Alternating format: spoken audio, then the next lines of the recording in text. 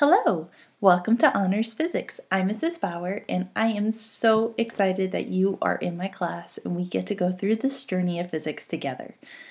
This year, we are going to have a flipped class in Honors Physics, which means that I will make some, hopefully, short videos of lectures that we would normally have in class.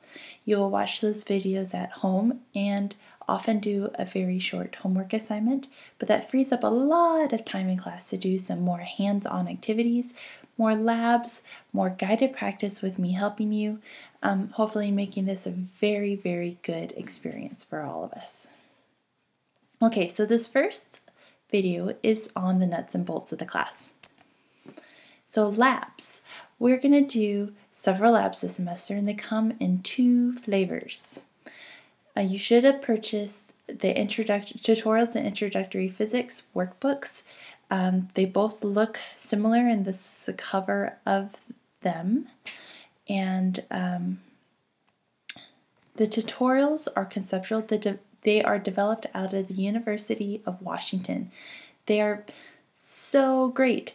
The way that you work through them in a lab environment, lab group environment, and I will come around and use Socratic dialogue, which means I will answer your questions with more questions to help you delve deeper into the subject matter.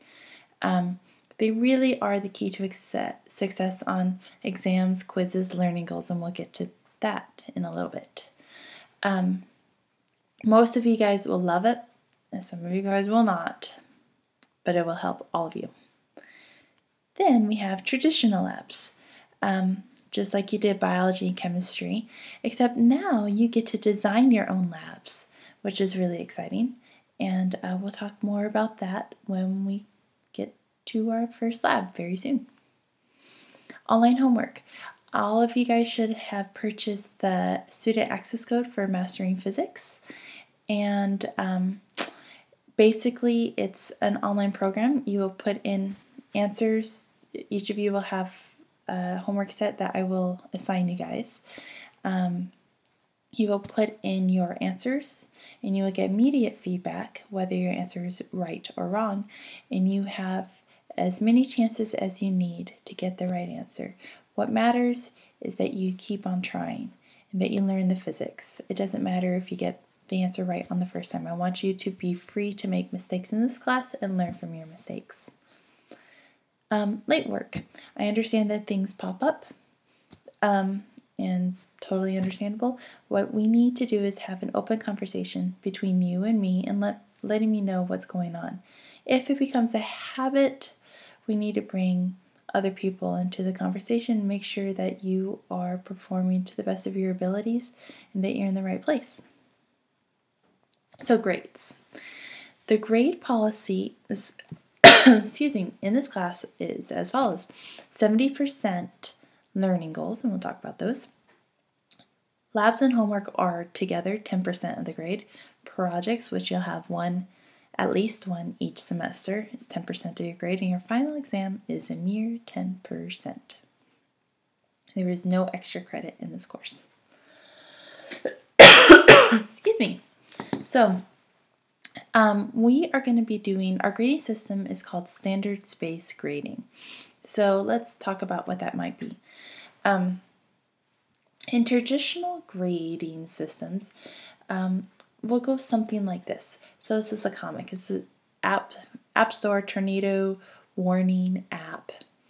And it has 4 stars, so it looks like it's pretty good. And you look at the reviews, and it's like, oh yeah, this app has lots of choices, it doesn't crash, it covers a lot of area. But then someone that actually tried to use it said, it didn't warn me about a tornado. Now, 4 out of 5 stars, that's at 80%. That's a B. But if the app doesn't work, if it doesn't say what it was supposed to do, does it really deserve a B? Have you ever had a situation where you did all your homework, you participated in class, you had an organized binder, yet at the end of the day you didn't really learn anything?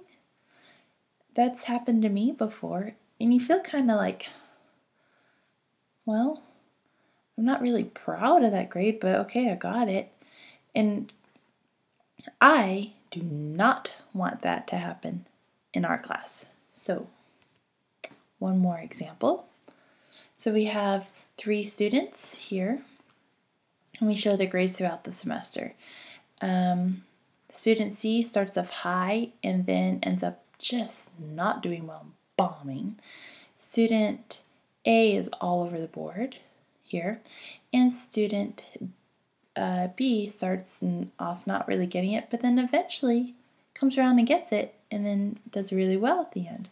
The question is, which student, if this was a class on packing a parachute, which student would you choose to pack your parachute? Well, obviously, you will choose this one. Unless you're like a big risk taker and choose this one. But the thing is, with traditional grades, if these are all grades, they will all average out to the same average at the end. But it doesn't tell you anything about the student. So, enter in standards-based grading.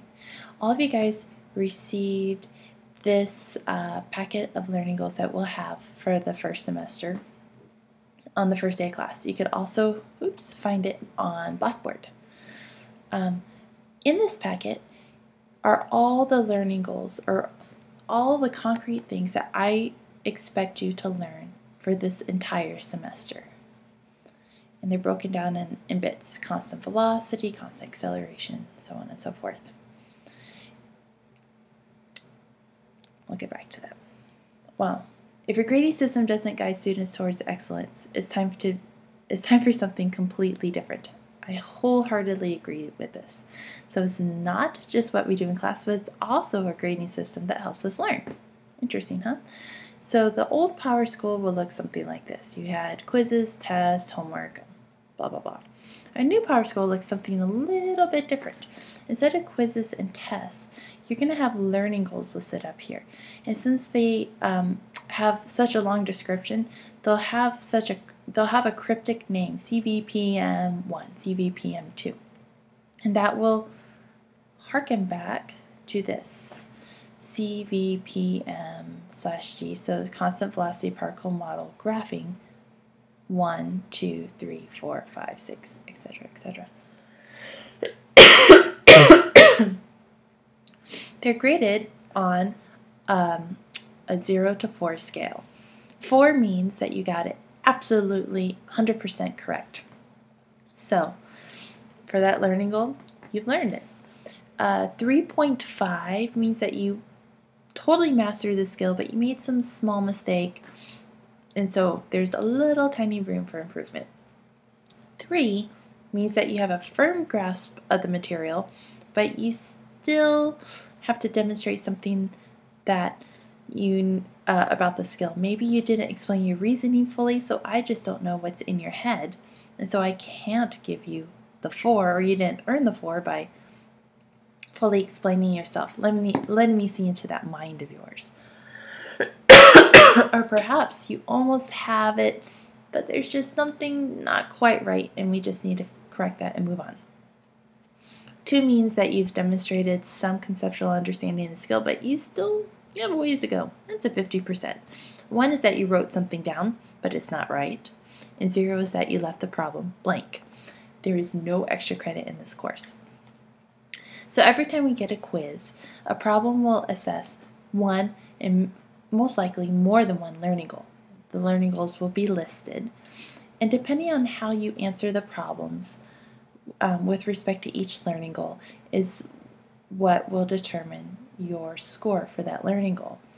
The learning goals will be reassessed throughout the school year, and it's always the most current score that shows up on Power School. So if you are one of those that takes a while to get it, but then you got it, this grading system is for you. If you're one of those that gets it quickly and stays with it, perfect, this is for you too. If you're one of those that fluctuates up and down, well, we're going to learn how to just keep the material in our heads for a long time, and you'll learn to be a better student through the grading system. So for exams, well, in this class there are no exams. There are only quizzes. The only exam we have is the final exam. So everything will be, our quizzes will take anywhere from 10 minutes to a half hour. I like very rich problems. Here's an example of one. This is a problem of a block sliding down a ramp here over some rough patch right here, and comes over here and pushes in a spring. And I could ask a myriad of questions about this. What's the velocity of the block right here? How much does the block slow down due to friction here? What's the velocity of the block here? How far does it push the spring in? When the spring releases the block, how much energy is lost going back over the rough patch? How many times can it do this iteration before it stops, and where will it stop? It is a fantastic problem. Most of our problems will be this way. So a lot of times your quiz will be one problem, but one problem with like A, B, C, D, E, F, G parts. And so that's what we get. So standards-based grading. So this is the heart of what we are grading. First, you learn a new skill. We practice the skill both at homework and in class. I want you to make mistakes. Just like from learning from the talent code, you learn through your mistakes. And not just making mistakes, but recognizing that you have mistakes and then you go and fix them. So analyzing and fixing mistakes is a big integral part to what you need to do to learn. Then you quiz on the skill. If you happen to not do well in the skill, you make a mistake, you ask for help, you practice the skill, you analyze and fix your mistakes, you practice the skill, you re-quiz on that skill, and either you demonstrate mastery or we keep on going on this loop until you get it. So tutoring help. I am available at lunch pretty much every day unless I have prefecting. If something comes up, there will be a sign on the door letting you know where I am. After school, I will be available after school to 2:45, and I will leave to pick up my daughter, and I will be back at school at 3:15 to 4 o'clock-ish. If you need me later, be happy to stay later. Most days. So. Remaining issues, academic honesty. I expect you guys just no copying. You guys are honor students, you're LaSalle students, so that's not a problem. Absences, if you're absent, check Blackboard, and also email me and come see me if you have any questions on what you missed. If you need to leave early, same thing. Talking, there's a time to talk in class and there's a time to pay attention, and we will get practice doing both. And please, please, please get help at the first sign that you need help. Don't wait for it to snowball, because that really turns out well. And that's all, folks. I am so looking forward to having you in class. Thank you for joining me for an awesome year.